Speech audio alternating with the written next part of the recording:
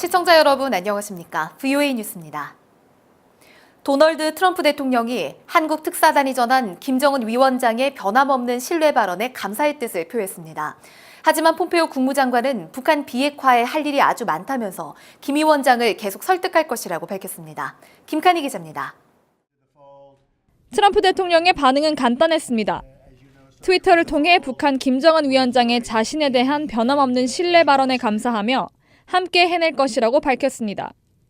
트럼프 대통령의 이런 반응은 정의용 한국 청와대 국가안보실장이 존 볼튼 백악관 국가안보보좌관에게 방북 결과를 설명한 뒤 나온 것입니다. 한국 특사단 방북 결과에 대한 백악관의 반응도 간단했습니다. 문재인 대통령이 밝힌 대로 남북관계 개선은 반드시 비핵화와 함께 가야 한다는 기존 입장을 밝혔습니다. 인도를 방문 중인 폼페오 국무장관은 해야 할 일이 여전히 엄청나게 많이 남았다고 밝혔습니다. 그러면서 미북 정상회담 때 김 위원장이 트럼프 대통령의 한 약속을 이행하도록 노력할 것이라고 말했습니다. 북한이 핵미사일 실험을 중단한 데 대해서는 좋은 일로 평가했지만 북한 주민들의 더 밝은 미래를 위해 전략적 전환을 하도록 김정은 설득 작업은 계속될 것이라고 말했습니다. 완전하고 검증 가능한 비핵화라는 미국의 입장도 다시 강조했습니다. We also hope to discuss how India can further work with the United States to achieve the final fully verifiable denuclearization of North Korea. 구체적 비핵화 조치에 대한 언급 없이 한국 특사단이 전한 북한 측 입장에 대해 트럼프 행정부는 매우 절제된 반응을 보이고 있습니다. VOA 뉴스 김칸희입니다.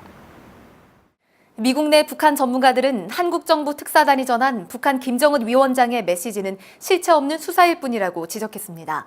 북한은 국제사회의 분열을 노리고 있다면서 향후 전망도 회의적으로 분석했습니다. 박승혁 기자가 보도합니다. 미국의 한반도 전문가들은 한국 정부 특사단을 통해 전해진 김정은 위원장의 메시지에 대해 실체 없는 말뿐이라고 비판했습니다. 오히려 북한 지도부의 기만 전술이 더 강화된 것 같다는 평가도 나왔습니다. 대외적으로는 비핵화와 평화를 원하는 것처럼 말해 국제사회의 분열을 꾀하면서 실제로는 다른 목적을 위해 집중하고 있다는 것입니다. What Kim Jong-un is probably trying to do right now is a charm offensive designed precisely to create a weakening of international resolve and pressure by making the fewest concessions possible, then give him the ability to say that he has been working towards peace and a better relationship.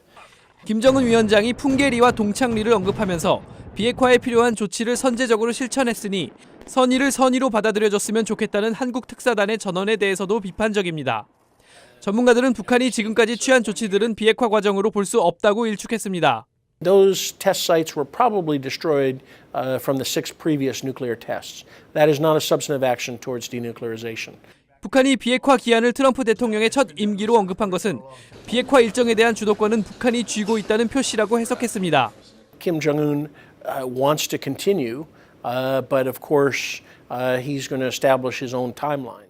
전문가들은 북한이 핵 보유고와 시설의 위치를 국제사회에 신고하기 전에는 그 어떤 수사도 말잔치일 뿐이라며 실질적인 비핵화 조치로 보기 어렵다고 분석했습니다. VOA 뉴스 박승혁입니다. 미국 법무부가 2014년 소니 픽처스 해킹 등의 혐의로 북한 국적의 해커 박진혁 씨를 기소하고 재무부는 박 씨와 그가 소속된 조선 엑스포 합영 회사를 독자 제재 명단에 올렸습니다. 재무부는 성명을 통해 박 씨가 소니 픽처스뿐 아니라 2016년에는 방글라데시 중앙은행을 해킹하고 지난해에는 워너크라이 공격을 지휘했다고 밝혔습니다. 미국 정부가 북한의 사이버 공격 행위에 제재를 가한 것은 이번이 처음입니다. 중국 지도부 서열 4위인 왕양 중국 공산당 상무위원이 6일 베이징 주중 북한 대사관에서 열린 북한 정권 수립 70주년 기념 연회에 참석했습니다. 북한 대사관 구구절 연회에 중국 서열 4위의 최고위급 인사가 참석한 것은 이번이 처음인 것으로 알려졌습니다. 러시아에서는 5일 국방차관인 알렉산드르 포민 대장이 주로 북한 대사관에서 열린 구구절 행사에 참석해 양국 국방부 간 협력을 강조했습니다. 지난달 한반도에 상륙한 태풍 솔릭으로 북한에서 76명이 사망하고 75명이 실종됐으며 5만 8천여 명의 이재민이 발생한 것으로 집계됐습니다.